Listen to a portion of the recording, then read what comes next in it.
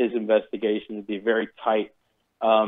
It couldn't have been any other way, and it has to be this sealed, because otherwise, there's too many problems. I mean, I remember in the Obama campaign, 2008, same thing with a couple other things we were doing. There were never any leaks about anything, just because people were so in tune. So I don't think that that's the case, obviously, with Trump. So he makes it so it's a normal thing.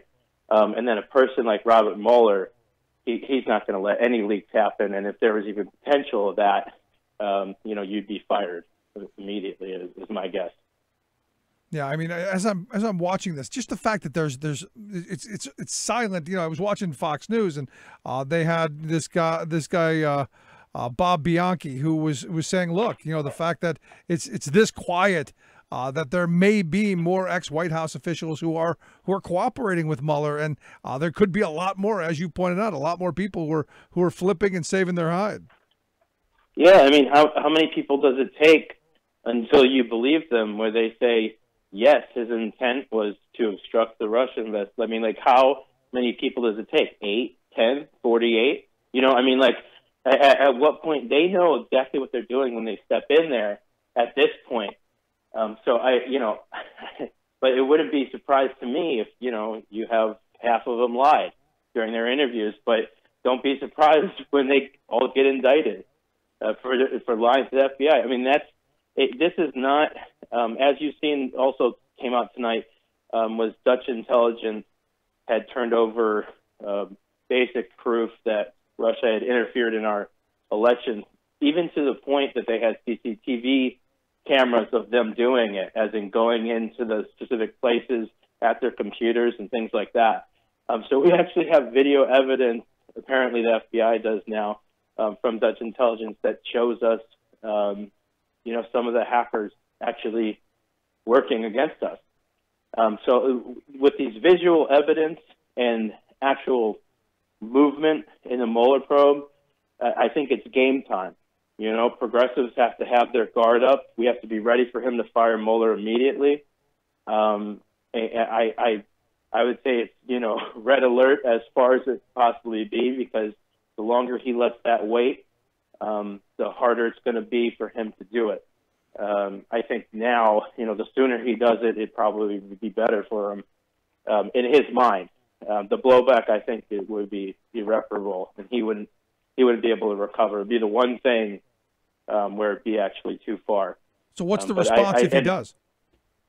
I think at that point, we're going to have to be talking impeachment. But at the same time, we should see what Mueller comes up with as well.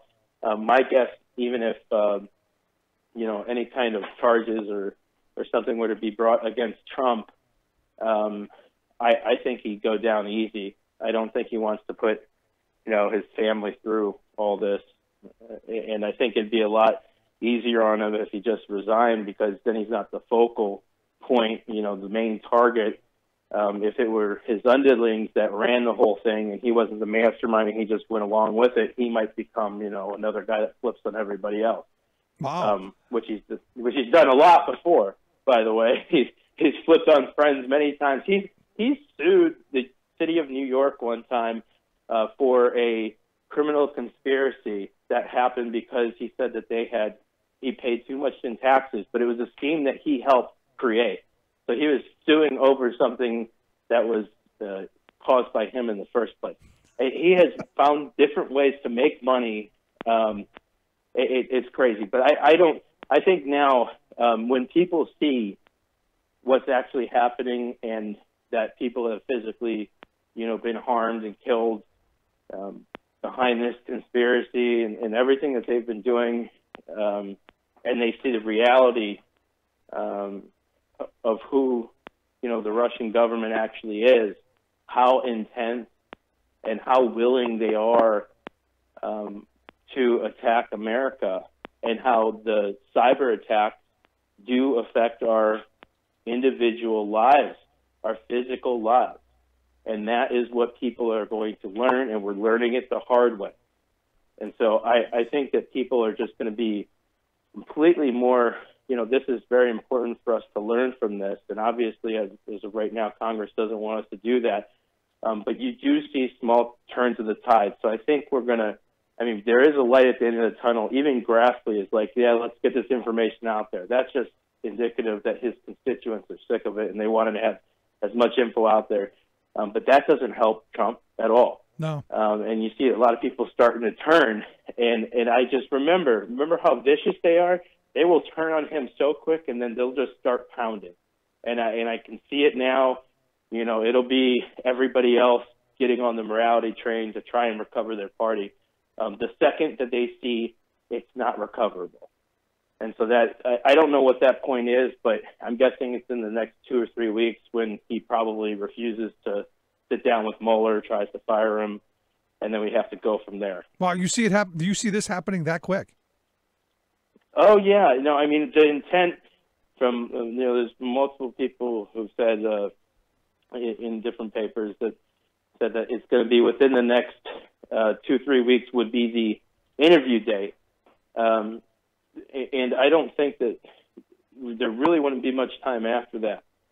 Wow. From what I'm hearing from everybody, if there were, again, I don't know how that works. That's for the lawyers to figure out. But my guess is, they're presenting him with, just with the obstruction of justice. This is what we have on you, and this is what we have on the Russia part of stuff. I think that you should tell us what happened, right? And we'll cut you a deal that involves, you're done. And, we'll also, I don't know exactly how they can legally do it. And that's the problem here. Obviously. Yeah, well, it's one of those things that we'll see how it plays out. But, as I was reading through the articles on this, on the Dutch intelligence, watching these Russian hackers, one of the things that grabbed my attention is evidently they've been watching and had access to this hacking group's headquarters since 2014. And, you go back to the 2016 election where we knew they were doing it.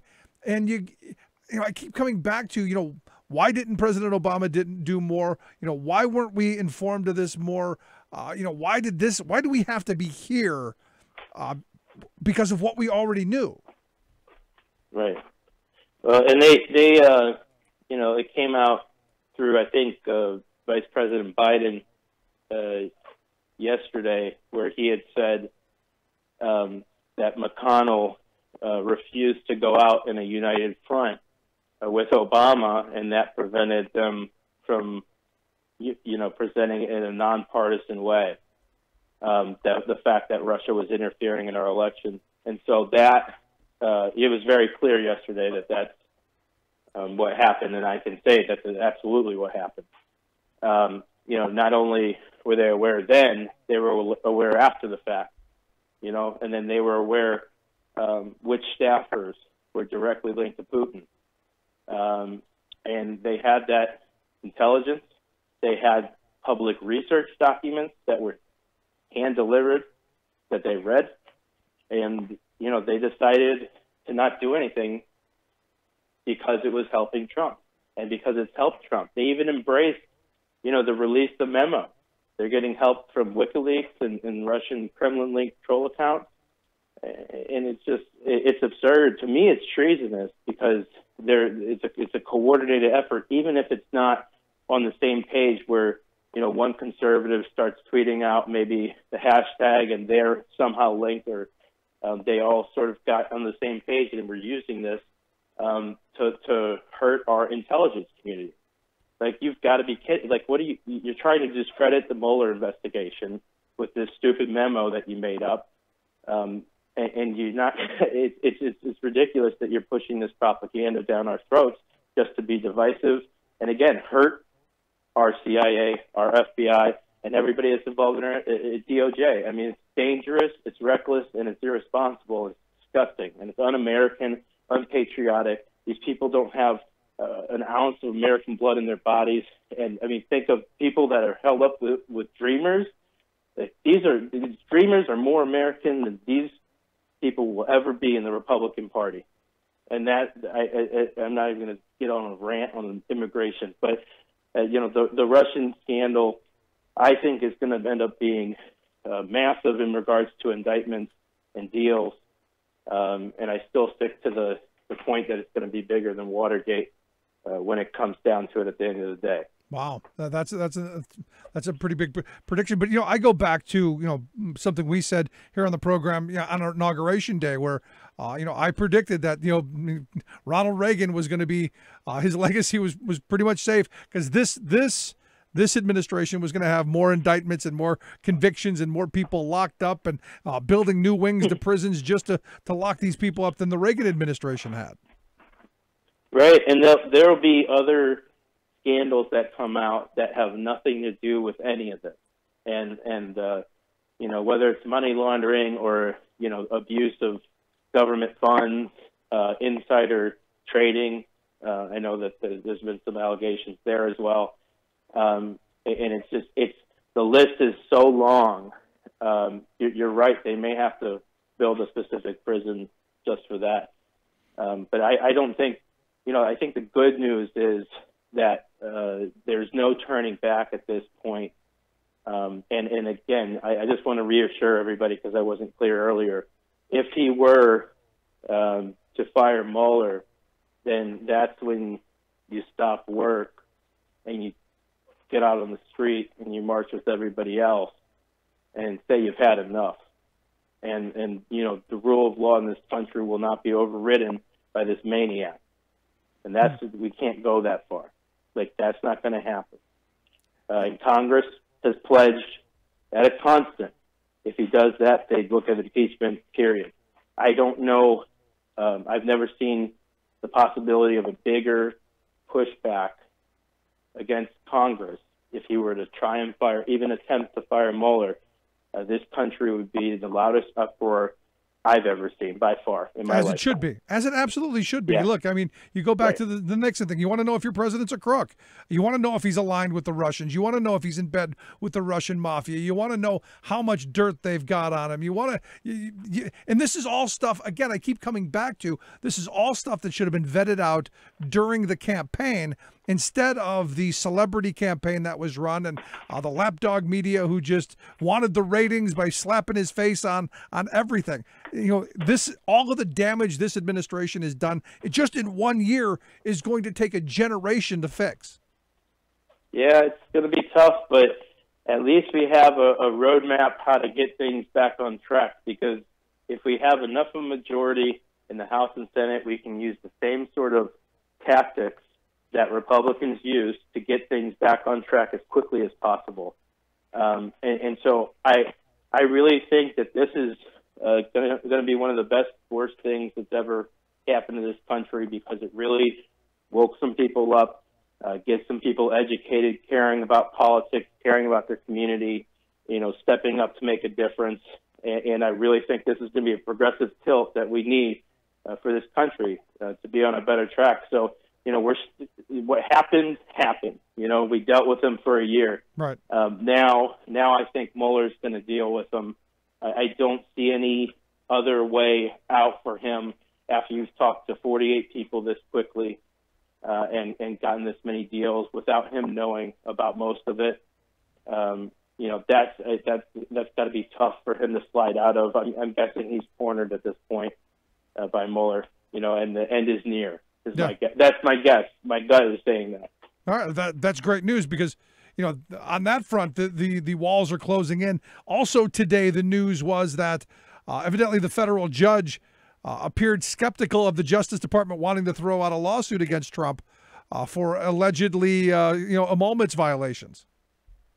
Right, and it's this has been a thing that he's been doing a lot. And you remember, besides the Comey firing, Preet Bharara in New York, he was fired from his position, and one of his responsibilities was investigating Trump Tower, something he had been doing for years.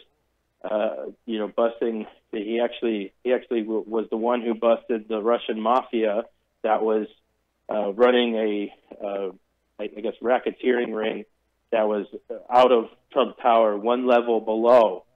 one level below where Trump lived, the Russian mafia, a gambling operation. You know what I mean? In your own building, give me a break. So I mean, it's dirty money. It's dirty politics. You know, we made it this far. Consider us lucky we've only been this damaged, right. Because people stood up and said they had enough, and thank God they did, because we'd be screwed otherwise, you know. But that's not who Americans are, and we're pretty frickin' resilient. So I'm very optimistic, especially after the Women's March. I'm very optimistic for the future of this country, man, and it really gives me that kind of Obama 2008 hope, you know, towards the end of that election, right? Especially when he won. But I mean, this is beyond that, because we can really make some legitimate changes and push the envelope on some progressive policies to get us there, so everybody gets health care, you know, and everybody has a right to health insurance, and it's just not this nonsense of thinking that the rich are going to give us money. It's not going to happen. We need help, give it to us. So anyways, I'm very optimistic about the future, and I've never been so confident in the fact that both Mueller's in danger, and we need to protect him, and also he's close, because there's not many more people that he would be able to talk to. I think closing in on 50 people is pretty tight in regards to a case, I would assume. Yeah, that'll be interesting. But here's the thing, you know, and I love your optimism, to be honest. I do. My fear is that Mike Pence becomes president, and we end up with someone actually worse than Trump. I feel as if he's been president, like he's already serving as president, and Trump's just kind of watching TV. And Pence has his own Russian ties that are more innocent looking, you know, because they're through religion, and Franklin Graham. But it's, again, direct links to Putin. It's like, well, why are you meeting with this guy? And you have to wonder, you know, he lied to America over and over again. On November 17th, I believe, of 2016, shortly after the elections, I filed a complaint with the Deputy Attorney General, and that complaint was about Mike Flynn notifying them, the DOJ, and also Mike Pence directly, that Mike Flynn was a foreign agent paid by Russia and also Turkey. And the Turkey ties were paid for by Russia as well, just FYI. So, you know, those links were exposed. On top of that, Congressman Elijah Cummings sent an official letter directly to Pence, certified, okay, that same day, that says exactly, spells out the Turkish and Russian ties all over again. He's a paid foreign agent. So there is a paper trail from November of 2016 that we still have, that nobody's forgotten about, that proves Mike Pence was knowledgeable of the fact that Mike Flynn was a working paid agent and didn't care. You know, and so that there's that, on top of the fact that he lied to American people over and over again about it.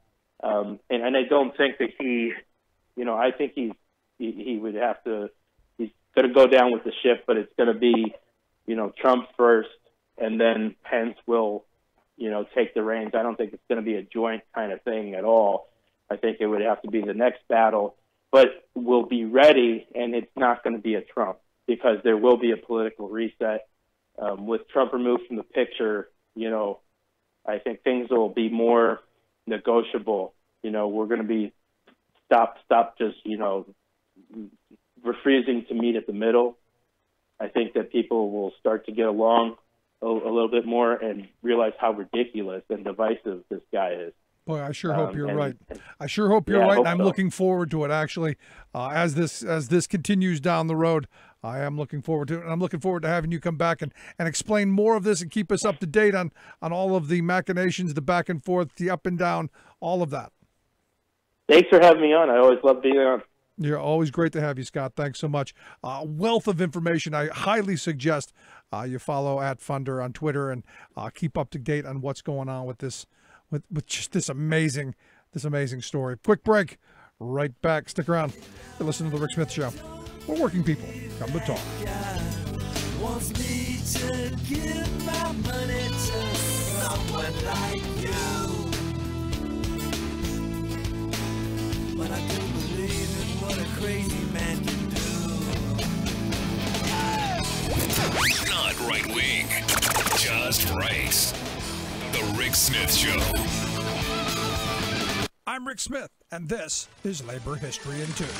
On this day in labor history, the year was 1787. That was the day known as Shays Rebellion. The United States was a new nation, and the Constitution had not yet been written. The Revolutionary Army had won the war with Britain, but the young nation was mired in debt.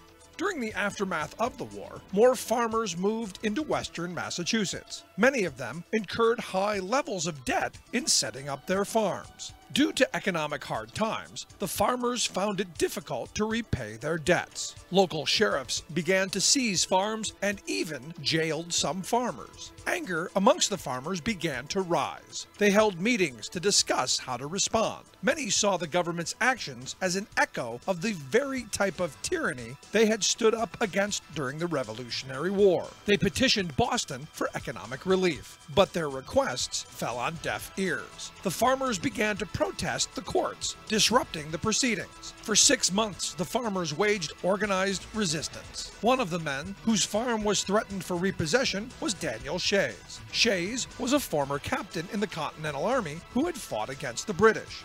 He organized a force of 1,000 men. The men marched on the debtors' court in Springfield and the arsenal located there. The governor of Massachusetts called out armed troops in response. These troops were funded by wealthy merchants from the eastern part of the state. And so, on this day, 4 of Shays' men were killed as the troops attempted to forcibly remove the rebels. By February, the rebellion had been crushed. The rebellion influenced the writing of the U.S. Constitution, as some drafters were convinced that a strong central government was needed to quell further uprisings by the working class. Labor History in 2 brought to you by the Illinois Labor History Society and The Rick Smith Show. For more information, go to laborhistoryin2.com. The most important issues of the day. This is the Rick Smith Show.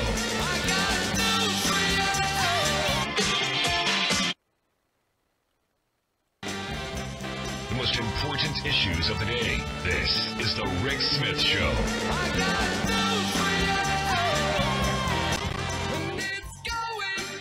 So the Doomsday Clock.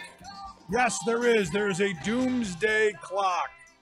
Evidently, it's moved another 30 seconds closer to midnight. Midnight, I guess, is the end of the world. It's doom, and it's Armageddon, and it's fire, and it's misery, and it's pain. Obviously, this is the closest we've been to the 0 hour since, I guess they're saying 1953. They issued a warning saying, quote, "To call the world nuclear situation dire is to understate the danger and its immediacy. The world is not only more dangerous now than it was a year ago, it is as threatening as it has been since World War II."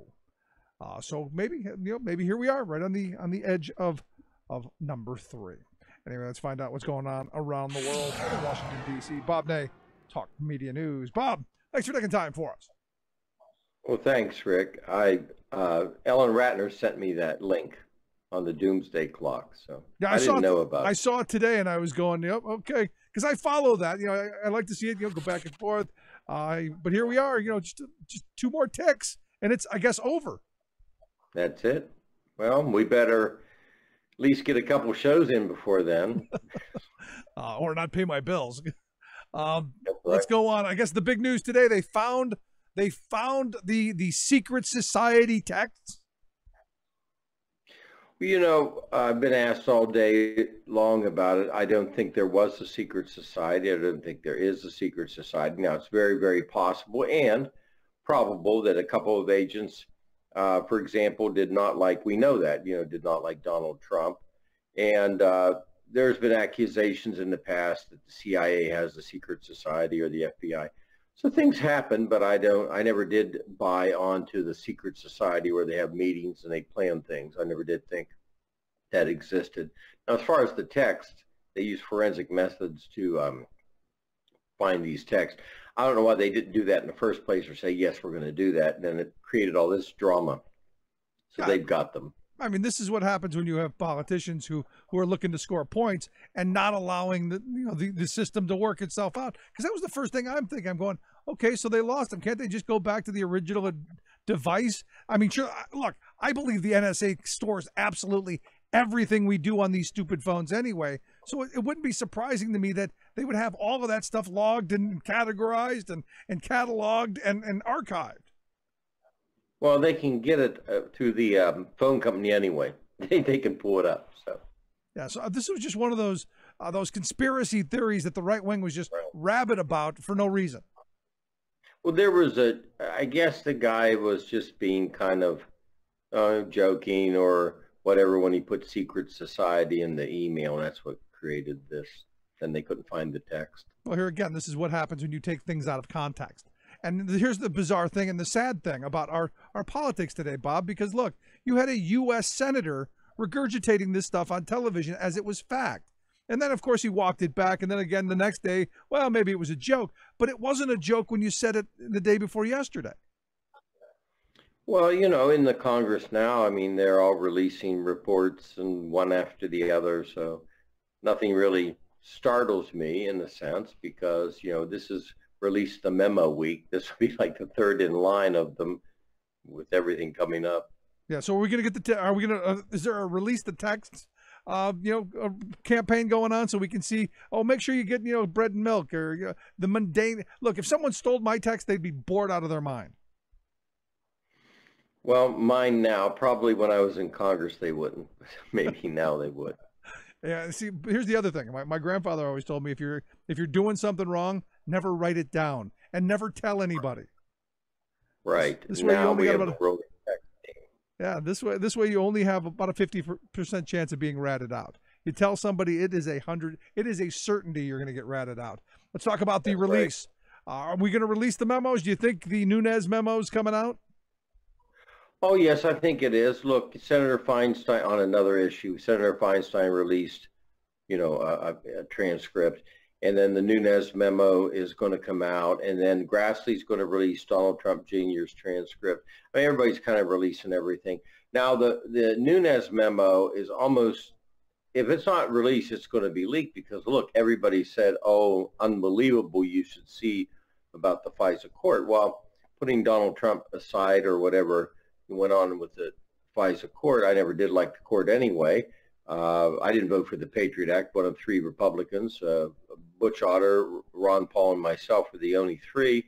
I did support the FISA court because I thought, well, at least we could have something. Then we started to find out it's a rubber stamp court. So, but whatever happened with this, it needs to be shocking because this is built to the hype level. I want to see it. Everybody Certainly wants to see what's in there. No, absolutely.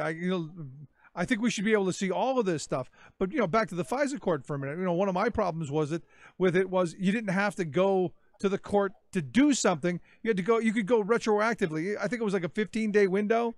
So you could go do whatever you wanted to do and then ask for permission. And I'm going, well, but wait a second. What happened to someone's rights in all of this? Well, right. And again, the court was supposed to not be a rubber stamp, but I think, the court is a rubber stamp. Now, in this case, well, we'll see, but, it'll be questionable. And I think what they're trying to say is it's about the dossier and the thing, things relating to that. Right. Now, on the Nunez memo, because, there's a lot of people saying that it's just a bunch of cherry-picked information. And look, I haven't seen it. I don't know. But, my assumption is based on what we've seen come out of Nunez and some of the bizarre behavior about sneaking to the White House and all that, I can only imagine that it is cherry-picked stuff, much like Ron Johnson finding secret society out of 50,000 texts and going, see, secret society. Oh, yes, we'll see. I mean, we'll see what's in there. And again, it's been hyped to the level that, I'm wondering, is it that shocking? If it's not, then everybody's going to look at the people that said it was so shocking and say, what were you thinking on it? Well, I mean, I would argue they wanted to get their 3 or 4 minutes on Fox, and they wanted, the base to be riled. They wanted to raise money, and you know how the game works, right? Sure, absolutely. No question about it. And that, to me, is a huge part of what's wrong with the entire system, in my view. Well, yes. I mean, there's snippets, and people take snippets. That's why I like shows like yours. At least you can talk about things instead of just some kind of small snippet that then gets out there and becomes the news of the day. Yeah, like I wanted to do a whole rant on secret societies. It would have been great. The world's being controlled by one guy, and it's and it's not even really a person; it's a computer. Let's go down that road. Let's open up that box. Just nuts. Let's move on. Today, the big announcement on immigration. Where do you think this is going? Well, now this one, I looked at it, and if you look at the immigration proposal, which came out today from the White House, it has 3 components. One, the Dreamers, affecting, well, they said 1.8 billion people, or a million people will be affected, and that's the Dreamer component, known as DACA. Right. The second component is going to be 28 billion for border security. You know what that is. That's called a wall. And the third part is going to be of the linkage when somebody becomes a citizen, to link that they can bring in their brother, their sister, their mother, their father, expanded immigration, which we've had for quite a while in the United States. So those are the 3 components to it. Right. Now, after the fiasco that Chuck Schumer had of, we all know what he did with DACA, and then he said, okay, you can reopen the government. And the way he did it, he sort of didn't have an exit plan. I would think he would have some interest in this. Now, he's not going to be able to support parts of this. I will bet you, though, that what will come out of this will be the DACA, because, Schumer needs a fix for this after all of this. Right. There were Republicans that said they would support it. People do want it. They've all been ready to support it, but nobody would. They wouldn't put a vote out on it, the House or the Senate Republican leadership. So I think this is one that they probably will come to some terms with. Now, the 28 billion, is it the wall? Is it an electronic wall? We're paying for it. How does Mexico get charged for it? I'll leave that up to the White House to spin. Now, just the other day, Schumer said the wall's off the table. First it was off the table, then it was on the table, now it's off the table again. Do you see it back on the table at some point? Yes, but he's not going to call it a wall. Trump's going to call it a wall. I one time had 2 members of the Knesset in my office visiting in D.C., Rick, and they got into an argument in front of me of whether the situation in Israel was a wall or a fence. And they got into a big argument. Well, I went over there. It's something. It's a fence that is like a wall. Okay, so it's a barrier. It's something, yes. And I think that the Trump White House is going to use the, quote, border security and the money to say that's a wall, even be it an electronic wall. So everybody can walk away and claim they won. Yeah, probably. Look, in a way, the White House, if they actually, hold to this, are kind of sparing the Republicans from themselves, because they don't want to go in with the Dreamers standing out there. A lot of people do support that. That is one of the easier things to support. And then you strengthen the border in the bill. So it's not going to just be a Dreamers bill. That I'll guarantee you. There's going to be a give and a take on it. But I really highly doubt in the end, though, the White House will win on cutting down, the extensions of who you can bring. If you traditionally, if you become a citizen, you can apply for your mother or your father or a brother or sister or something like that. Yeah, it'll be interesting to see how this plays out, because now the White House has come out with a plan that actually does give Democrats the DACA component. It'll be interesting to see where that compromise turns out. Right. Always fun too. Are you looking forward to the big State of the Union, January 30th, Tuesday? Well, Ellen makes me go out there. I've been to many of them. I was at Obama's, a couple of them, and so I'm looking forward to it. I don't know if I'm going out. I think I'll just watch it from safe barriers here at home. Any ideas what the drinking word's going to be? No, I don't know. Maybe huge. Huge? I don't know. I was thinking Wall. I was thinking, still trying to Wall Street or Great. A stock market. I think stock market. Maybe great. Maybe great. There you go. Yes. We need to make a whole bingo card up. But Bob, I appreciate the time. Thanks so much. Thank you. Thank you so much. Great talking with you, Bob Ney, Talk Media News. Let's take a quick break. Right back. Stick around. You're listening to The Rick Smith Show. For working people, come to talk. We the working people. The Rick Smith Show.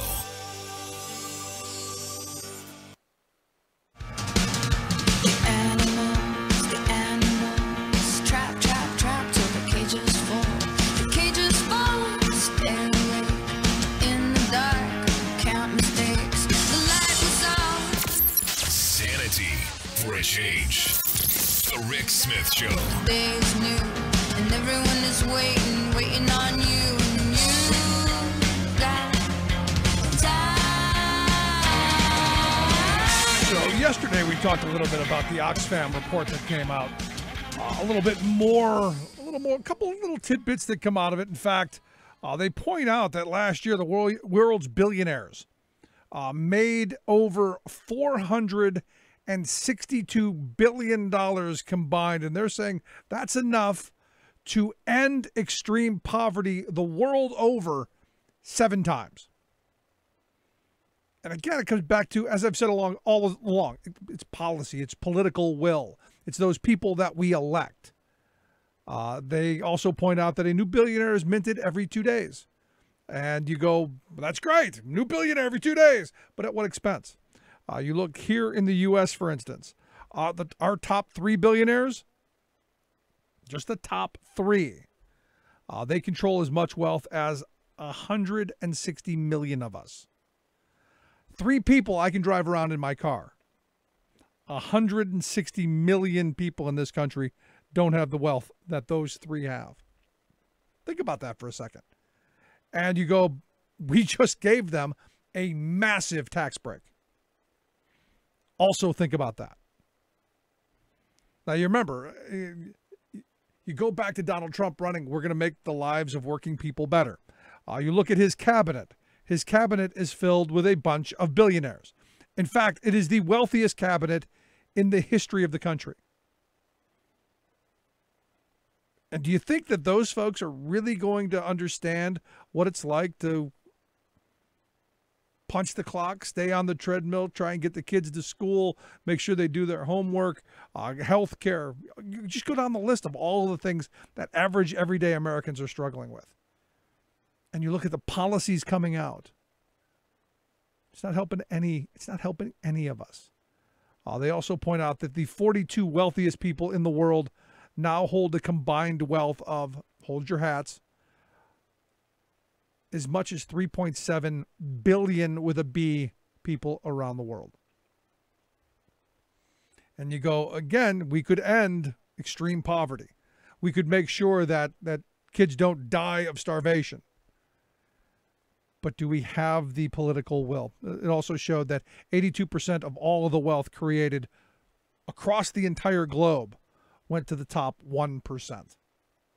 Again, I know come State of Union time, we're going to hear just how wonderful Wall Street is, how wonderful the stock market is, and how great it's going to be. And it's not. Not for the average everyday person. Sorry, not working. And it's one of those things where you got to ask yourself, is this what we want? Is this the kind of country that we want to be? Do we want to be run by someone like Donald Trump? Lots at stake here. You go down the policy. And as I said earlier, nothing that this guy ran on, he's holding to. So even the most ardent Trump supporter who's saying, well, I voted for him because, he was against the TPP. Well, he's opened the door that he might be. And even if you're the rabid racist who said, nope, I voted for him because he was going to close those borders. You got to wonder. You got to wonder. Anyway, if you missed any of today's program, you can download the podcast at thericksmithshow.com. Get the app on your smartphone. Take the program on the go wherever you go. And as always, you can email me, Rick at thericksmithshow.com. If you're listening on a station that only picks up the first hour, head on over to thericksmithshow.com. Pick up hour 2. If not, right back after this. Stick around.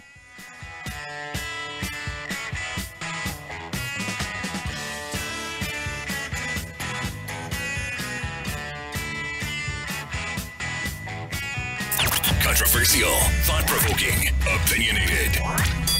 Rick Smith. You're listening to The Rick Smith Show. For more information, go to thericksmithshow.com. If you've missed any portion of the program, you can download the podcast at thericksmithshow.com.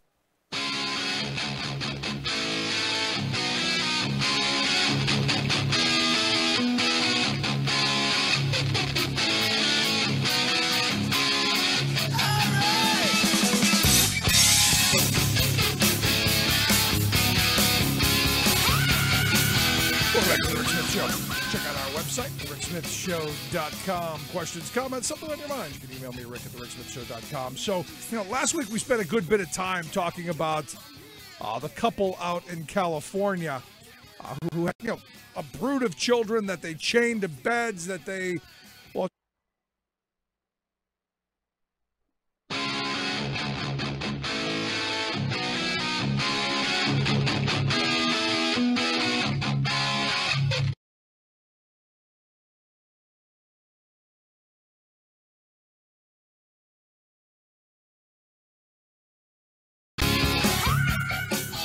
Rick Smith Show. Check out our website, thericksmithshow.com. Questions, comments, something on your mind, you can email me, Rick at thericksmithshow.com. So, last week we spent a good bit of time talking about the couple out in California who had, a brood of children that they chained to beds, that they, well, just treated absolutely horribly. And as I said last week, you need a license to get a dog. Any half-wit, any degenerate, any person can have a kid, but you need a license to get a dog. And this front and center. And, while we talked about it from the crazy religious angle, we talked about it from the homeschooling, charter schooling, alternative schooling angle.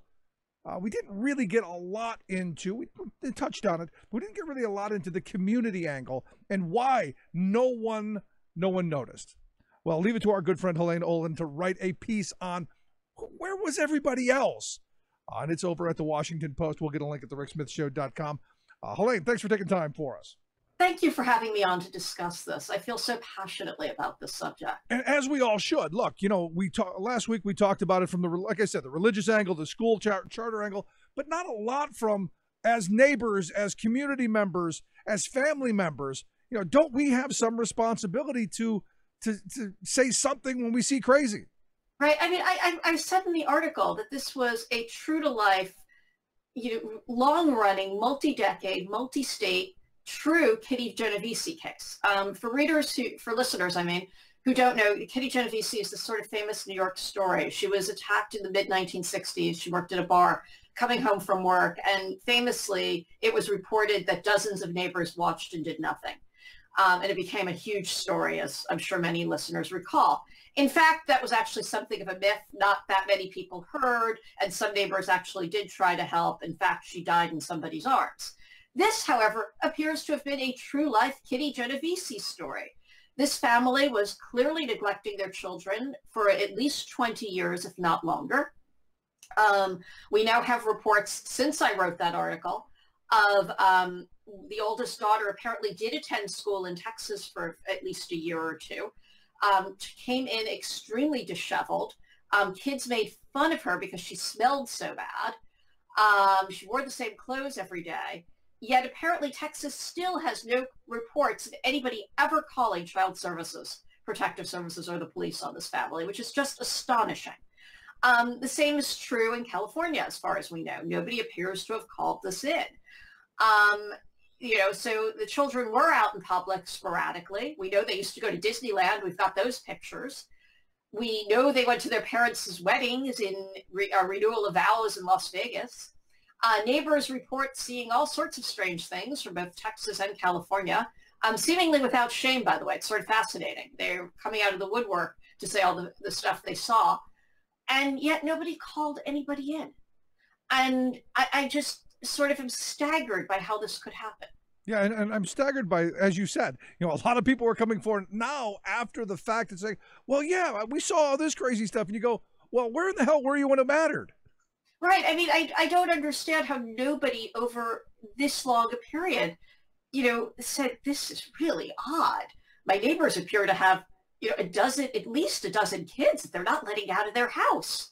I mean, wouldn't you think that's a little strange? I mean, one neighbor in California reported seeing the kids march in circles upstairs at night. I mean, 1, 2 in the morning, for hours on end. Well, you know, kids do goofy things. I like, how do you not go, gee, that's a little strange? I mean, well, apparently he did do that, but you don't make the next leap and make a call or talk to some of the other neighbors or, you know, and I think it just sort of went to show. I mean, I really thought about it a lot. And, you know, as I said, this took a cast of thousands to pull off, basically.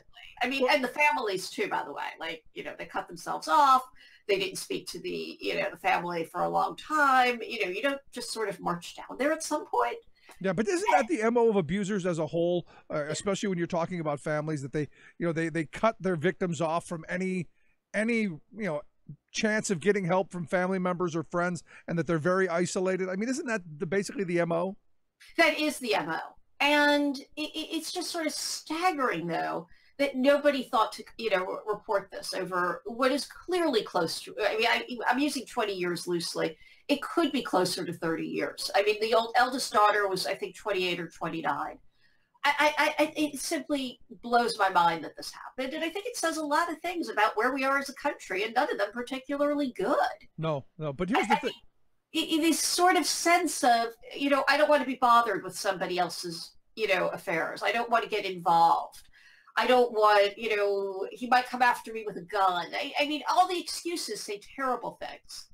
No, you're right. But, you know, there's also the, and I've heard this one as well, you know, that's their family. They'll deal with it. You know, I don't want people meddling in my family affairs. So, you know, we should leave them alone. Right. And I think it must have been so obvious that huge abuse was going on here that just can't hold water. I mean, what could you think was going on there, right? I mean, it defies reason.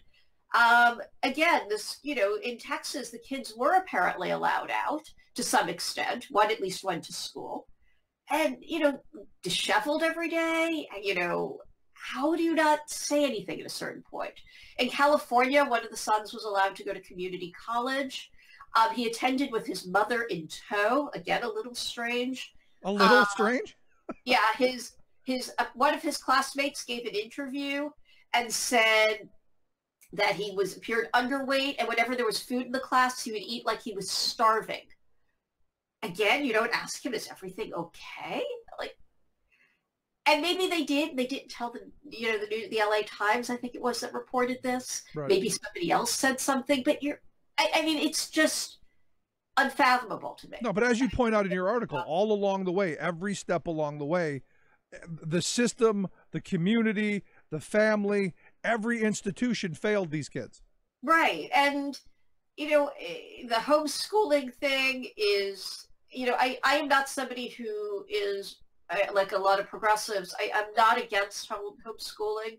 I think it really can work for some people, so I don't want to come off as an anti-homeschooling person. But clearly these people were using it as an excuse, and the lack of oversight is disturbing. Yeah, but here's the thing. Here in New York, for instance, we need to get our plans approved, right? You can't just say, oh, I'm running a school in my house. You actually have to submit your educational plans and show proof of it. Like, how is that not possible in other states? Again, it's this rampant neglect of any concern for other people. Yeah, but, you know, here's the thing. I mean, on the homeschooling front, I'll be honest. I'm sure there are cases where it works well.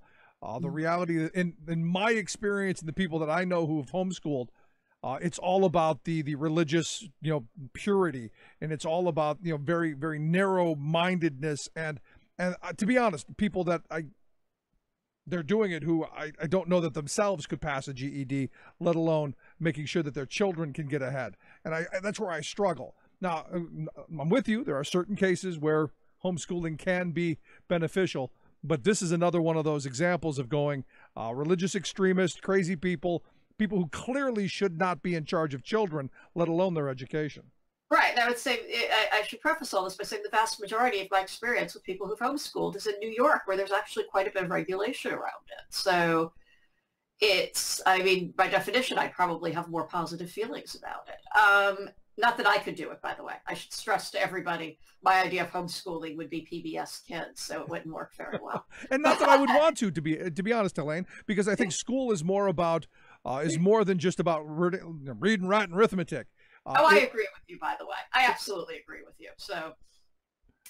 But here again, in this case, the homeschooling was a huge part of the cover. Because when kids go to school, teachers notice, or hopefully they notice, and I know in Pennsylvania, if they don't report it, they end up going to jail. So again, it comes back down to the laws and the institutions not failing the kids at every turn. Right, but we know now of at least with this family, again, of at least 2 instances where the kids were in school, one at an elementary school in Texas 20 plus years ago, and one in community college in California. And again, no report. I mean, the community college, I admit, is a little bit harder. It's obviously a kid who's 18, 19 years old. But the one in Texas is still a very mystifying case. Yeah. And, and again, the neighbors in Texas reported that the kids were left alone for long periods of time, by which I mean alone for like days on end. And again, no call. I mean, if anything, they were out and out negligent. One girl ran away at one point and a neighbor returned her to these people. I mean, it just sort of blows the mind that this is what was going on. And I guess it goes to this whole notion that we don't want to get involved in other people's lives. It's, it could be the bystander effect, which was what the Kitty Genovese tale is about. It could be this just sense of we're all more and more cut off from each other, where we don't necessarily know our neighbors anymore. Surveys have shown we're more lonely. We know less people around us. We have less friends. We're much less likely to socialize with our neighbors than in the past. And maybe that's part of this too. But this is all terrible. I mean, this is terrible things about us. Yeah. There's no way you can look at this and go, wow, this is, this speaks of a healthy society. It's not like it was a freakish incident that happened in one place for a year or two. It went on at multiple locations for decades. Right. And to be honest, this isn't the only case of something like this happen. We've seen stuff like this in other states and in other situations as well. Right. So the question comes back to then, how do we make sure that this doesn't happen? I mean, because I've had conversations with people who are just appalled. They can't believe something like this would ever happen. And look, as a parent, I can't imagine treating your children in that manner, where you actually treat the family dogs better than you treat your children. I know that part of it I couldn't get past either. How could these people feed, what were they, Shih Tzus or Malteses or something? They were 2 little cute dogs and they were being treated better than the kids. I mean, they were being fed regularly for starters. Yeah. Well, I mean, here's the other part of that though, Helene. There are people who leave, fortunes to their pets, and, the homeless children be damned. Right. Though, intriguingly, it's very hard to enforce that after your death. I actually wrote a long article about this a few years ago. So, but it's just fascinating. And, I think it really comes back to the fact we have to be more conscious of the fact we are our brother's keeper. And I don't mean that as, people should go narc on their neighbors all the time. I mean, for the most part, most people are well-meaning and well-intentioned. But I don't think if you were living next door to these people or had come in contact with these people, you were going to think everything was fine. Yeah, I just look at the pictures, to be honest with you. I look at the picture and I'm going, whoa. Right. Yeah. I mean, it clearly wasn't. And the idea that people don't want to get involved is mind-blowing to me. It just is simply mind-blowing. And, and I will say, I also think some of it is, and I wrote a sentence about this in my Washington Post piece. We know, I truly believe that if this was an African-American family, they would have been reported years ago, 20 years ago, because the report rate for them is much higher. And and I do think there was a certain amount of, the dad was, what was he, an engineer or something? I mean, I think there was a certain amount of middle-class privilege going on in here. Oh, they must be okay, right? They look vaguely, normal and respectable, and they're white. So, and he holds down a job. So, okay. Well, to argue the point about African Americans being reported on more, do you think it's that they don't have the resources or the ability to hide like this? I mean, because homeschooling, as I understand, not a huge part of the African American community, and I look at the homeschooling component of this as the linchpin, the key that holds this horrible glue together. Because, look, if you have to send your kids to school, somebody eventually has got to see. Right. And I do think that's a huge part of it. But I also think we know that from the get-go, they are reported at much higher rates. You know, if you take your kid to a doctor and they see a bruise, there's studies that show that African Americans will be reported at much higher rates. Again, these people never took their kids to doctors. So there's that part of this too, right? But there seems to be no question about that. And I do think that that's part of this. I really do. There is just the sense of, oh, there's a mother there, there's a father there, they're white, they're middle class, they must be respectable. They're just eccentric. They're just eccentric. Exactly. That's the right word for it. And obviously they couldn't be. And the kids were starving when they were seen. The kids were disheveled when they were seen. The kids weren't bathed when they were seen. And so on down the line. It's just not possible. So let me ask you the last question of this, because, you know, I went into this a lot last week. You know, this is their religious freedom. This is what, you know, can they make the religious argument that, you know, this is how the Bible tells me we need to raise our children and all of that? I have no recollection from my admittedly slight religious studies that the Bible says neglect your children, don't bathe them, don't feed them, chain them to beds, don't educate them, treat your dog better than them, and so on. No, the answer you got me there. You got me there. So again, you know, the hope is that we learn from this. I know California is now moving on legislation to you know, to fill the whole left in their homeschooling and their chartering of schools. That's a positive thing. But again, for me, I worry about these kids going forward, what kind of lives they're going to lead. And there's just nothing good here. No, I mean, there's no way maybe the 2-year-old will lead a vaguely normal life, but I don't see how the rest of them ever fully recover from this. Do you? No, just horrible. It's horrible. Just and there aren't enough lives in prison or enough beatings for these parents, in my view. But again, I'm just a little more draconian than most. I don't even want to think about them going forward. I just can't. It's just horrendous. Horrible. But a great piece, Helena. I think it's well written. I think it's something that we need to be talking about. As uncomfortable as it may be, I think we need to be focusing on how we do protect the children. Because look, if we're going to have political parties in this country telling us how much they love the children, we should be protecting them. I agree. Absolutely agree. Helene, I appreciate the time. Thanks so much. Thank you for having me on. Great stuff. Helene Olin. Again, we'll get a link at thericksmithshow.com of how you can check out her writing. And like I said, you know, you need a license to get a dog. It's just that sad. Quick break. Right back. Stick around. You're listening to The Rick Smith Show. We're working people. Come to talk.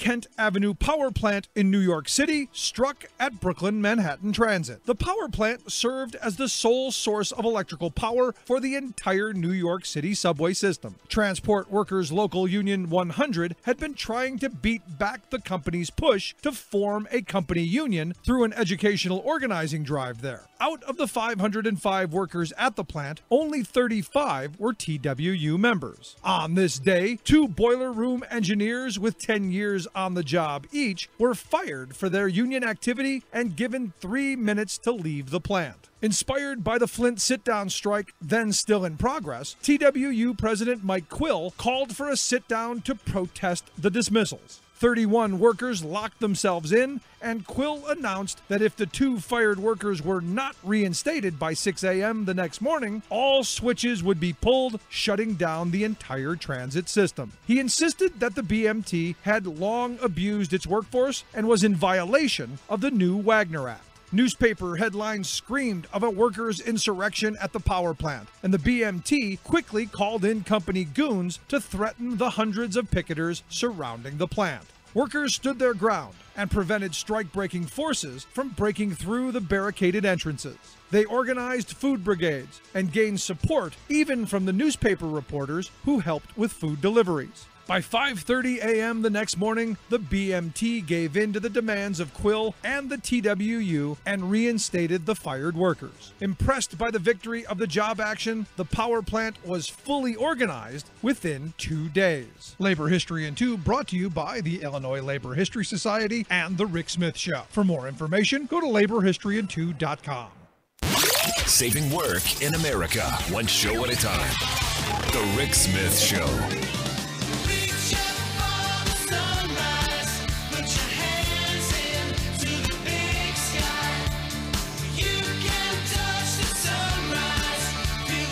Welcome back to the Rick Smith Show.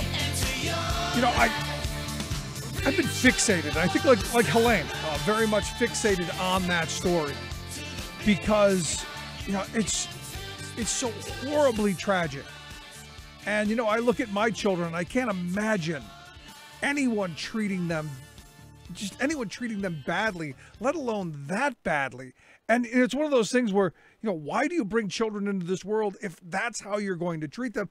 And, you know, is it a mental illness? Is it a religion thing? Is it a power thing? You know, I struggle with it. But again, I come back to the fact that every institution failed them. Every institution failed these kids in multiple states. And, you know, as Helene was talking about, one of the things that struck me as well, the number of people who now, after the fact, were willing to go on camera and say, yeah, I saw this and I saw that. And you go, well, why did you do nothing? And it got me thinking about, you know, I think I talked about this last week. You know, a friend when I was in high school, you know, his father was a religious, just way out. Was thrown out of multiple churches that they themselves were way off the beaten path. And, you know, he showed up at our house one night at, you know, 11:30, 12 o'clock at night, you know, with a sheet that he had ripped off the clothesline in December, January, freezing naked and evidently, you know, with his hair all chopped up because the father didn't like the fact that his hair was long. And they tied him to the bed and stripped him naked. And you just go, who thinks of this? And cut his hair. And I'm going, you know, I get the cutting the hair to a small amount. If you're going to cut the hair and you thought it was too long, you know, okay, you know, I guess. But the stripping him naked part, why that? Maybe so they couldn't escape. He couldn't escape. I don't know. But, you know, as I was thinking about it, now this is going back, you know, 30 some years. My grandparents called the police and the police came and, you know, and took him home. And I'm sure they had, you know, a couple of words and all of that, but I actually don't remember what happened after that because the father was just as crazy the whole time. And you just go, you know, how did the community just completely drop the ball on this? And what's going to happen to these kids going forward? I mean, I would have to imagine most of them missed their education. Most of them missed the socialization. Most of them missed the opportunity to have any bit of a childhood. And what I'm not saying is I don't want everybody to be busybodies snooping in each other's windows. But, you know, on some level, if you saw pictures of the house, and I talked about this last week, if you saw pictures of the house, it was a fairly close residential neighborhood, a fairly high density neighborhood where you could look out your window and see the neighbor's house and, you know, what was going on. And yet nobody said a word. No one from the state inspected the school. And you know, this whole homeschool thing, I get you're going to homeschool your kids, but to actually create a school, so much here. So much that it's part of that, you know, just being infuriated. And you know, I also was thinking about, you know, just over the holidays,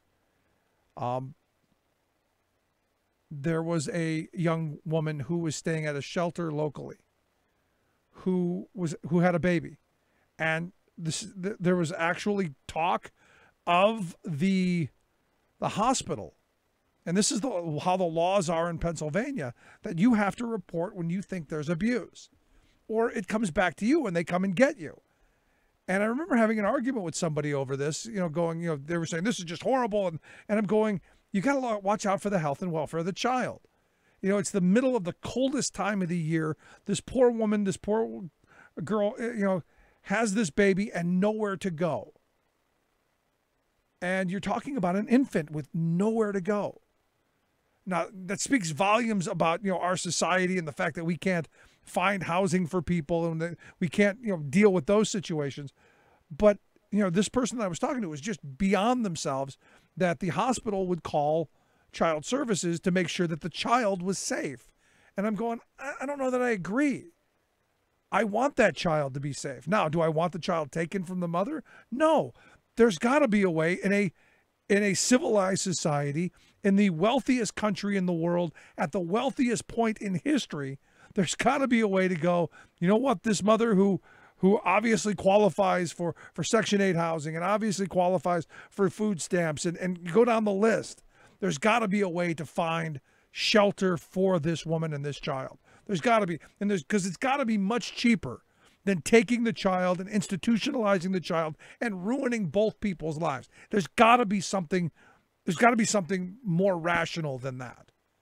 And where are my Christian conservatives? Where are the Republicans? Where are the right-wingers who should be just tap dancing in the streets, tickled pink that this woman had this child instead of had an abortion? Nowhere to be found. And you go, how is it possible nowhere to be found? How is it possible no one around now that did what you wanted, had the baby, brought that child into the world, now nowhere to live? It's really just maddening. And again, we are the richest nation in the world at the richest point in history. And yet we can't solve what should be simple, should be reasonable.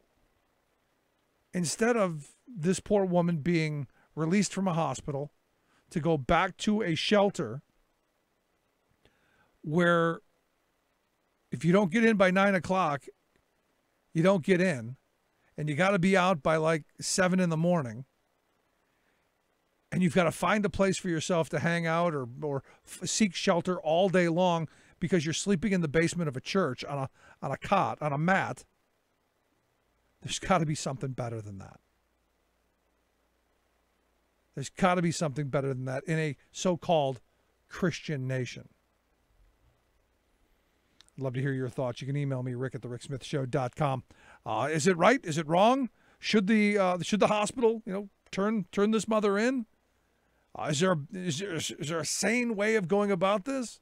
And on the other side, should someone have caught the fact that 13 children are living in what looked like a 3-4-bedroom house, and you never see the children?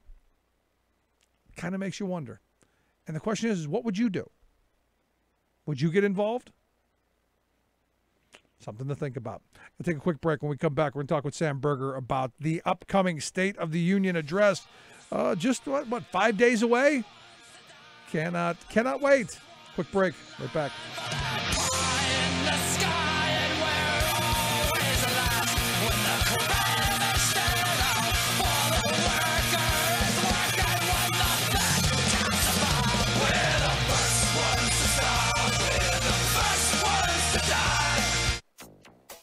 We have really reached a point of no return. Cape Town, South Africa is about to become the first major city to run out of water. We've decided to make France a model in the fight against climate change. At Davos, U.S. promotes oil and gas, while France pushes clean energy innovation. Trump's big infrastructure proposal will bypass major environmental laws. Plus, California City becomes the 9th to sue the fossil fuel industry for climate damages. Go California! All of those stories and more straight ahead. From BradBlog.com, I'm Brad Friedman. And I'm Desi Doyen. Stand by for 6 minutes of independent green news, politics, analysis, and snarky comment. We are now the #1 oil and gas producing nation on the face of the earth. Yep. Thanks, Obama. This is your Green News Report.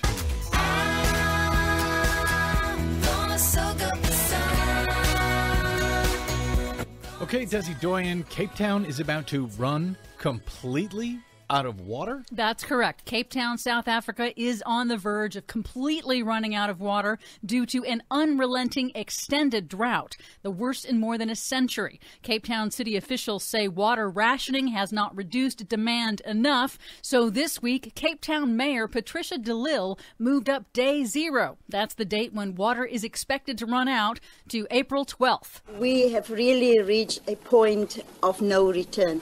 We can no longer ask people to stop wasting water. We now have to force them to stop wasting water. When the water runs out, officials say they will deploy the police and the military to protect water distribution points for 4 million residents. Is this a picture of what we might be seeing elsewhere in the world in the coming years? Well, that is projected to happen with climate change. The World Resources Institute warned in its water risk report this week that 33 countries will face extremely high water stress by 2040, primarily located in the volatile Middle East. And the drought across South Africa is due in part to climate change that has altered weather patterns. According to another new study in the journal Nature Climate Change, even if the world succeeds in meeting the internationally agreed upon target of limiting global warming to no more than 2 degrees Celsius above pre-industrial levels, they still project that more than a quarter of the planet's land surface will become significantly drier overall. You're always nothing but good cheer, Des. Well, here's some more not good cheer. Here in the U.S., E&E News reports that the Trump administration plans to accelerate its deregulation push in its upcoming infrastructure proposal. It'll be framed as saving private developers time and money, but the administration will propose to speed up the permitting process for large infrastructure projects by eliminating major environmental regulation requirements like the Clean Water Act, the Clean Air Act, the Endangered Species Act, and the National Environmental Policy Act. Those pesky laws again. A new Harvard study has found deep inequality in Americans' exposure to deadly air pollution. The researchers analyzed Medicare and Medicaid recipients and found that seniors on Medicare and low-income residents who qualify for Medicaid in the United States bear the brunt, with a much higher risk of premature death due to air pollution, particularly in minority communities. And if this is based on Medicaid and Medicare numbers, I guess that means it's costing taxpayers more money in those areas. Indeed it is. And as David Roberts of Vox notes, quote, rolling back air quality regulations does not reduce costs. It merely shifts the costs from industrialists to vulnerable populations. Of course it does. U.S. Energy Secretary Rick Perry was at the World Economic Forum this week, the annual gathering of world leaders in Davos, Switzerland. He was there to push advanced oil and gas drilling technology and U.S. fossil fuel exports. The United States is not just exporting energy, we're exporting freedom. Jesus, really? Yes, really. In contrast, French President Emmanuel Macron promoted his nation's transition to clean energy and its innovations in renewable energy technology as the key to global competitiveness. We've decided to make France a model in the fight against climate change. And that's, for me, a huge advantage in terms of attractiveness and competitiveness. Why? Because you can create a lot of jobs in such a strategy. Wow, France has realized that fighting for the environment is a great way to create jobs. Go figure. Finally, Richmond, California this week became the 9th U.S. city to sue the fossil fuel industry for damages caused by climate change, alleging that the fossil fuel companies knew their product would cause dangerous global warming, misled the public about it for decades, and therefore should be liable for billions of dollars in damages and repairs to its coastal infrastructure from rising sea levels along its 32 miles of shoreline. And Richmond should know how dangerous fossil fuels are. Isn't that where they had that huge Chevron refinery explosion just a few years ago? It is indeed. For much more on all of these stories and the ones we couldn't get to today, please check out our website at greennews.bradblog.com. Don't forget you can download our reports anytime via Stitcher, TuneIn, or iTunes. Find us, follow us, and share us worldwide on the Facebooks and the Twitters at Green News Report. I'm Brad Friedman. And I'm Desi Doyen. And this has been your Green News Report.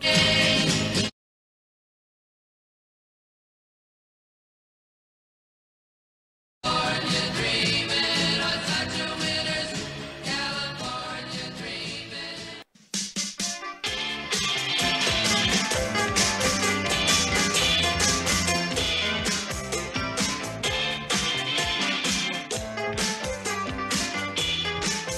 So mark the calendars.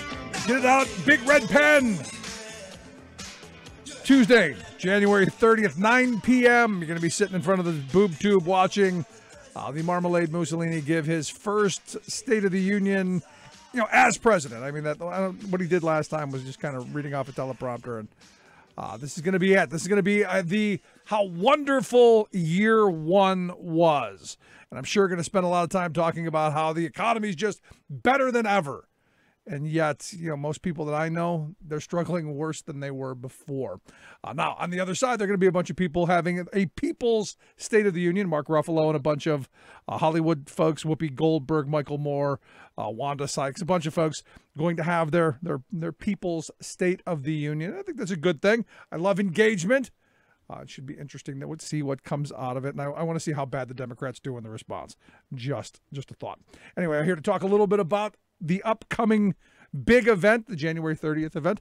I've asked Sam Berger to come talk with us. He's a senior policy advisor there at the Center for American Progress. Sam, thanks for taking time for us.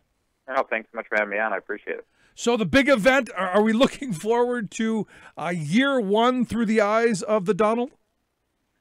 Well, look, I think we all know what we're going to get. We're going to get enormous boasts that aren't backed up by facts. We're going to get lies about things that we've all seen, with our own eyes. And we're going to get this claim that we've been winning so much. I'm not sure if he's going to decide that we're tired of winning yet. But everything's going to be seen through rose-colored glasses. So yeah. Or gold-colored glasses. Yeah, I don't know if there's any more rose than rose. We've seen this song and dance before. This is a man that lies about everything large and small, so we shouldn't expect anything different in the State of the Union. I think it's important for folks to kind of understand what's actually happened, but you're not going to get that by listening to Donald Trump Tuesday night. Yeah, whenever I see him, I think of my grandfather, who always said, there are some people who would lie when the truth would be better. There he is. Yeah. Although in this case, the truth wouldn't be better, but point taken. Yeah, but here's the thing. I'm fully expecting a couple of themes to pop up, and one of them obviously going to be just how wonderful Trump and his cronies and his country club patrons and Wall Street are doing. Not that Main Street America is doing fine, but Wall Street has never been happier. Well, yeah, it's interesting that Trump always talks about how well the stock market is doing, how much the stock market is booming, and doesn't seem to really understand, how many Americans don't really own stocks, don't have a lot of their wealth tied up in the stock market. I don't even think that thinks through to him. And when you talk about the sorts of things that people really care about, wage growth for rank-and-file workers, the slowest it's been in years. If you look at wage growth for everything, there's been significant drops in even the past 2 years. Yep. Or if you talk about job growth, we're talking about, again, the slowest, weakest job growth we've seen in 6 years. So the things that actually matter to folks, how much they're getting paid, whether or not there are jobs out there for them, we're doing worse than we were doing just a couple of years ago. But that doesn't sink in because that's not really who he's thinking about. He's thinking about his banker friends. He's thinking about himself and how, this huge tax cut, the boom in the stock market, a lot of the deregulation you're seeing is putting more money in him and his friends' pockets, not really thinking about the costs that it's having for everybody else. Yeah, I know. I was having breakfast the other morning, and there were people who were just going on and on about how wonderful the economy is doing because the stock market's doing well. And I just had to ask, how many shares of each stock do you guys own? And they just kind of looked around at each other like, who, us? And I go, yeah, how many shares do you own? And there weren't a lot of people, weren't a lot of takers of saying, I thousands. Yeah. Well, no, I think that's what it. What we're seeing is what a lot of people predicted, that Donald Trump is getting an economy that's going to work well for the very wealthy, and it's going to be rigged against everybody else.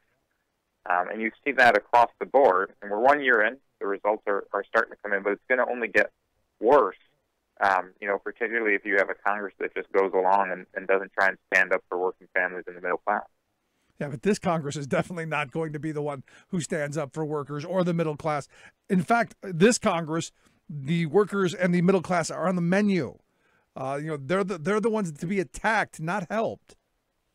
Oh yeah, I think this tax bill is a great example. You have a tax bill that basically is doing two things on a permanent basis. It's a permanent tax cut for corporations and the wealthiest, and it's a permanent tax increase on the middle class and everybody else. I mean, talking by 2027, 92 million families are going to be paying more, and that's what their mentality is. It's all about helping their friends, helping themselves, helping their donors. And they don't really care about the impact on everybody else. Take another look at the tax bill, where you're going to see 13 million people lose their health care. You're going to see premiums for folks who buy health care on their own going up by 10%. Thousands of dollars out of people's pockets, all just to make a political talking point and to help pay for these tax cuts for those who don't really need it. It's just insane. But at least we're going to get a wall. We're going to get a big, beautiful wall because, as part of the president's plan today that they rolled out to solve our immigration problems, $25 billion for a wall. We're going to have a big, beautiful wall. So, don't worry about your kids not getting, an education. Don't worry about our infrastructure falling apart. Don't worry about you're not getting health care. We're going to have a wall, Sam. Yeah. I mean, I think there's a lot to be learned from this deal. I mean, when you look at first of all, there are a bunch of compromise deals that were put forward, and Trump rejected every single one of them. Then you see the deal that he's putting forward, which basically says, look, I'm willing to let a few folks in if we basically cut immigration everywhere else. I mean, it's a bill that's really focused on reducing the number of people that come into this country legally. And the president's been pretty clear about why that is. He doesn't want non-white people coming into the country. I mean, he's basically said as much time and time and time again. And that's what's reflected in his policies, in his rhetoric, in every aspect of this. And it's something that's antithetical to American values. It's offensive, racist, it's nativist. Right. Let me ask you the other side of this, because there are some who would say, it's a compromise, Sam. He's given a little bit on the DACA. He's trying to find that middle ground, because just the other day, Chuck Schumer said, the wall, it's off the table, completely off the table, not doing the wall. Trump's now olive branch. We'll give you what you want on the DACA thing, but we want our wall. Well, first of all, the president claims to care about these young people. He keeps talking about how he wants to help them, but somehow they keep ending up as a political hostage that he and Republicans want to take. Right. But also, this seems to be the whole set of trade-offs that Republicans always offer. We'll help some people if you let us hurt these other people more. We'll give health care to these folks if you let us take health care away from all of these other folks. And that's not the way these trade-offs should go. You can't set up a situation like that, basically. Basically, we want to cause unnecessary pain, and if you'll let us do that, then we'll help you a little bit over here. And those are a series of bad deals. It's not a deal that anybody can take. It's not compromise to basically say, well, GOP says we want to hurt 100 people. Well, compromise, we'll just hurt 50. That's not the kind of compromise that we're going to have in America. It's not the kind of compromise that you're going to see progressives willing to stick, the kind of deals that you're going to see them willing to take. Right.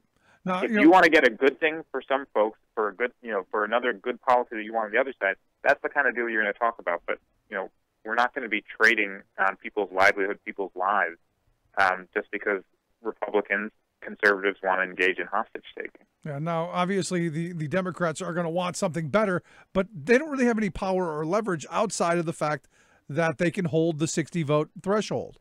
Now, as most people don't know, the last government shutdown, I would argue, done by Republicans, because they didn't even get their own 50 votes. They couldn't even enact the nuclear option that Trump said he wanted. So to me, that one was on the Republicans. Do we see the next one? Because I'm anticipating in 2 weeks there being another one, because I just don't see what Trump has put forth as something Democrats are going to really sign on to. Well, I mean, it's interesting to see what happens as we come up to the funding deadline.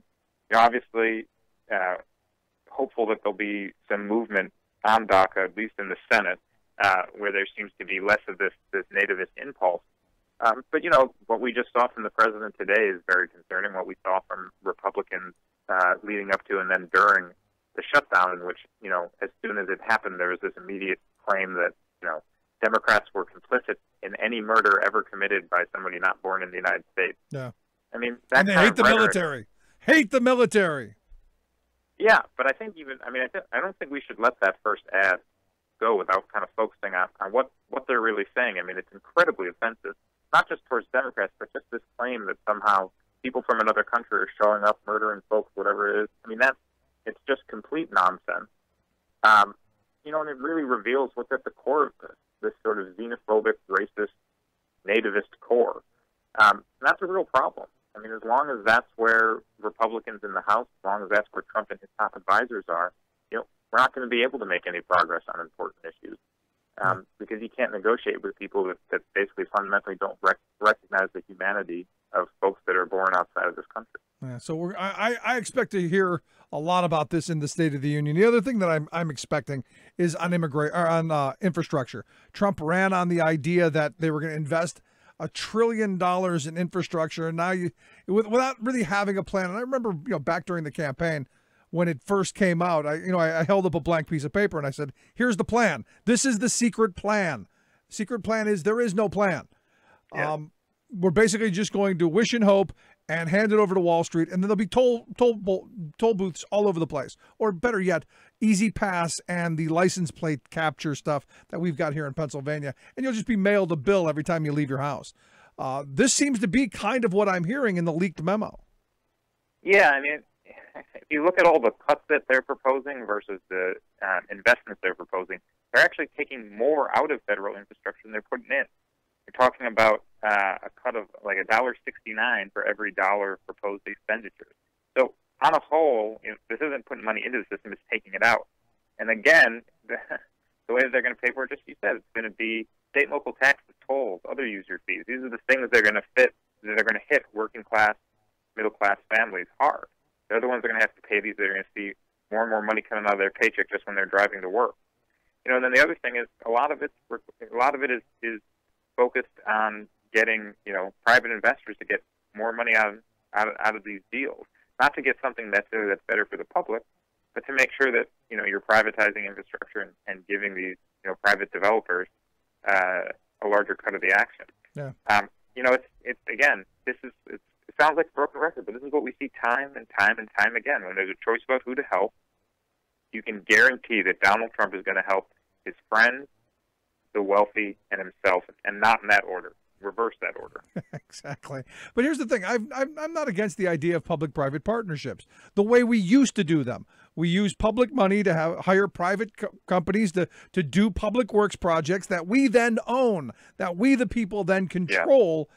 That's, to me, the smart, the right, the proper public-private partnership. Where it's turning into is lots of public money going to private interests that then control all of the privately owned infrastructure that the public money paid for. And you only have to look at what we've done with education in these charter schools, where we're taking public money, handing them over to these charter schools, and they're not really public schools. I mean, it's bizarre to me, but it is exactly what these folks do. Yeah, I mean, this notion that we're going to spend all this public money to build infrastructure and then put it in private hands so people get charged an arm and a leg doesn't make very much sense. Unless, of course, the point is to charge people, you want people to be charged an arm and a leg so that these private investors can make more money. But it's the same point, like if you're designing a tax bill, why would you ever design a tax bill that makes things more complicated, that creates more loopholes, that gives all of its benefits to the wealthy? Well, the reason you do that is because you want the wealthy to benefit. It's not a bug, a feature. No, I'm right there with you. And again, I was told that we were going to be able to file our taxes on a postcard. We were going to get rid of everything. It was going to be really simple. And yet I look at it and, well, it's worse than it was before. Oh, yeah. I mean, the postcard basically says, step 1, go to an accountant to explain all of these complicated rules. Step 2, write down the number the accountant told you about how many taxes you have to pay in mail in this postcard. I mean, that's basically what they're saying. I mean, every single step of this tax bill has been a lie. I mean, it's the most corrupt legislation that we've seen in 10, 20, 30 years. It was supposed to be making everything simpler, and the only thing it's made it easier to do is for the rich to get out of paying their fair share. Yep. No, I mean, the way you explained is how I do my taxes. I go right to the accountant. The accountant does my 90, 100-page tax return, and I write a check. And that's what it is. And because I don't understand anything in it, he's the professional. We move on. I thought this was we're going to make things simpler for me, and maybe I could do it myself. Not a chance. Last question I've got for you. When the big January 30th State of the Union pops up, anything that you're expecting that we haven't talked about? Anything that, maybe might come out of left field? What are you expecting? Well, one of the things that I do want to flag, Trump keeps on talking about deregulation and how, cutting these costs on businesses is going to lead to all of this economic growth. And first of all, there's no evidence for that whatsoever. But I do think it's important to look at the kinds of regulations that he's cutting. He's going after things like overtime protections that make sure people get paid when they work more than 40 hours a week. That's going to cut pay by $1.2 billion each year.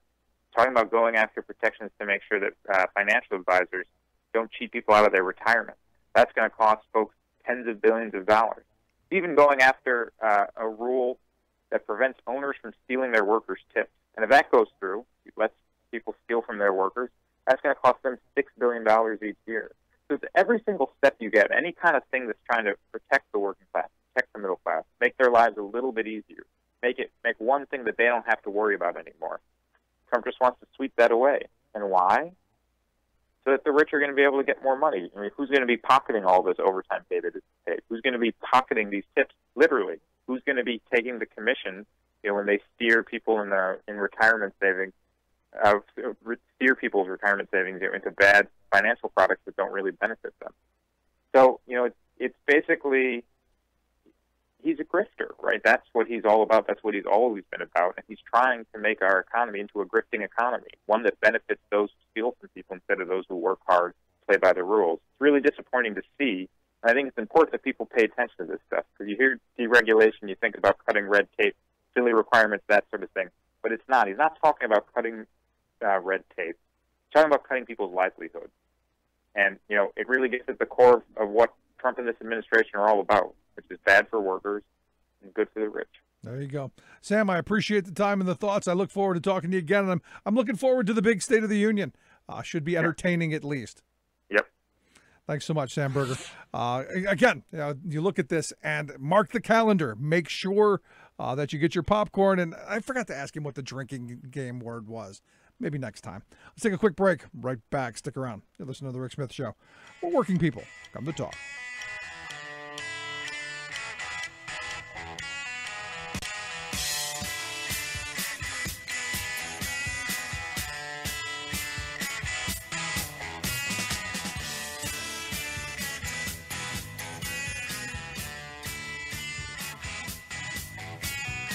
Controversial, thought-provoking, opinionated. Rick Smith. I'm Rick Smith, and this is Labor History. The year was 1787. That was the day known as Shays Rebellion. The United States was a new nation, and the Constitution had not yet been written. The Revolutionary Army had won the war with Britain, but the young nation was mired in debt. During the aftermath of the war, more farmers moved into western Massachusetts. Many of them incurred high levels of debt in setting up their farms. Due to economic hard times, the farmers found it difficult to repay their debts. Local sheriffs began to seize farms and even jailed some farmers. Anger amongst the farmers began to rise. They held meetings to discuss how to respond. Many saw the government's actions as an echo of the very type of tyranny they had stood up against during the Revolutionary War. They petitioned Boston for economic relief, but their requests fell on deaf ears. The farmers began to protest the courts, disrupting the proceedings. For 6 months, the farmers waged organized resistance. One of the men whose farm was threatened for repossession was Daniel Shays. Shays was a former captain in the Continental Army who had fought against the British. He organized a force of 1,000 men. The men marched on the debtors' court in Springfield and the arsenal located there. The governor of Massachusetts called out armed troops in response. These troops were funded by wealthy merchants from the eastern part of the state. And so, on this day, 4 of Shays' men were killed as the troops attempted to forcibly remove the rebels. By February, the rebellion had been crushed. The rebellion influenced the writing of the U.S. Constitution, as some drafters were convinced that a strong central government was needed to quell further uprisings by the working class. Labor History in 2 brought to you by the Illinois Labor History Society and The Rick Smith Show. For more information, go to laborhistoryin2.com. From United Nations headquarters in New York, this is your World in 2 Minutes. I'm your host, Luke Farkas, for Talk Media News. As President Trump arrives at the World Economic Forum in Davos, some of America's closest allies are seeking to distance themselves from Trump's policies. Prime Minister Justin Trudeau of Canada used his speech to delegates to make it clear Canada would not be following in America's footsteps on corporate tax cuts. Instead, he had these words for large corporations. We're in a new age of doing business. You need to give back. Meanwhile, President Emmanuel Macron of France promised his country would entirely phase out coal power in the coming years. We will close all our coal-fired power stations by 2021. Trump is scheduled to address the World Economic Forum on Friday. The United Nations is convening the Syrian government and opposition groups for peace talks in Vienna on Thursday. It's the 9th time in the almost 7-year Syrian war the UN has tried to put an end to the crisis. UN officials describe the meetings as a critical moment for peace, but it's unlikely the 9th round of talks will prove the charm. Russia is convening peace talks of its own next week in Sochi, where President Assad's allies are likely to far outnumber opposition figures, and the topics of debate won't include Assad's potential removal from office. And the European Union will spend more than $700 million to connect Spain and France with a state-of-the-art electricity grid, allowing the countries to share excess capacity. The new grid will involve the laying of underwater power cables and could benefit the Spanish solar industry, which often generates and ends up wasting more power than the country can use. Additional projects being funded by the EU will help distribute wind power generated along Germany's northern coast to the south of the country. For more global news headlines, visit TalkMediaNews.com. Remembering that united we bargain, divided we beg. Rick Smith. To this battle, take my union gun. Gonna end this world of slavery, for this war is one you're bound to lose. Are you fascists goodbye? Back to the Rick Smith Show. Quote of the day from Michael Steele, former RNC chairman, on the whole Mulligan thing. And again, I've been waiting for Republicans to say something, anything, push back against this Perkins and the right-wing evangelicals saying, "Oh no, we forgive him, we give him a mulligan." Steele says, "I have a very simple admonition: just shut the hell up and don't preach to me about anything ever again. After telling me who to love, what to believe, what to do, what not to do, and now you sit back and the prostitutes don't matter, the grabbing of the you-know-what doesn't matter, the outright behavior and the lies don't matter. Just shut up." Finally, something I agree with that came out of Michael Steele's mouth. And good on him. Good for that. Anyway, if you missed any of today's program, thericksmithshow.com. That's where you go get the podcast. The Rick Smith Show app on the smartphone. Take the program on the go wherever you go. And as always, you can email me, Rick, at thericksmithshow.com. We are taking a kind of an emergency, unplanned day off tomorrow. My producer, my tech guru, my brain trust here, his daughter Annie is having surgery.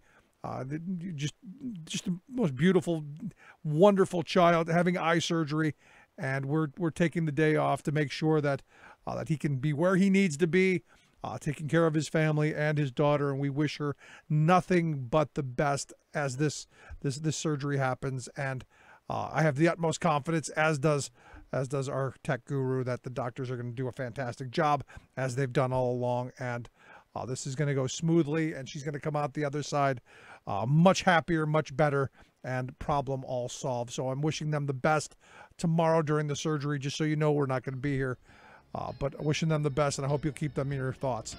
Thanks so much for being here. We'll see you back on Monday.